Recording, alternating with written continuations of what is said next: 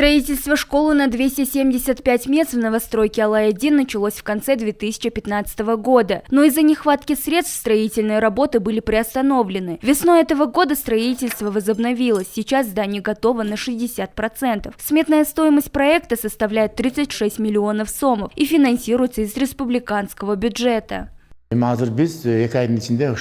Строительство данной школы идет на протяжении 9 лет. В настоящее время проводится ремонт двора и внутренних помещений школы. Территория будет полностью огорожена, а двор заасфальтирован и озеленен. Нам поставили задачу закончить строительство к началу этого учебного года. За последние 2 месяца мы хорошо поработали. Уложили полы, установили двери и отопление.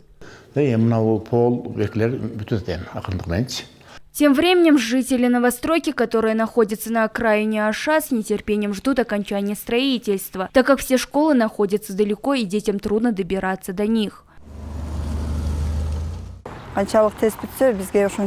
Будет отлично, если строительство завершится к началу учебного года, потому что нашим детям сложно добираться до учебного заведения, а зимой тем более. Раньше даже маршрутки не ходили, благо сейчас ходят.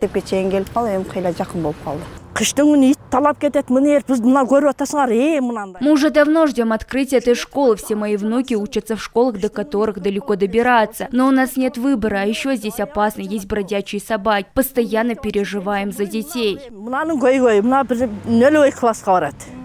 На данный момент по городу Ош идет строительство 5 школ. Одна из них – школа-интернат имени Терешковой на 700 ученических мест и общежитием на 500 мест. В настоящее время строительство школы-интерната завершено на 60%.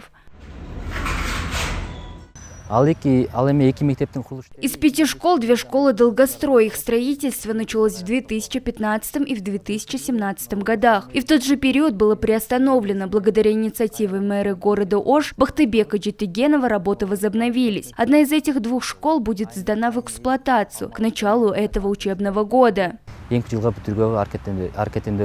По данным Управления капитального строительства города Ош, строительство остальных 4 школ должно завершиться в текущем году. Все проекты финансируются из республиканского бюджета.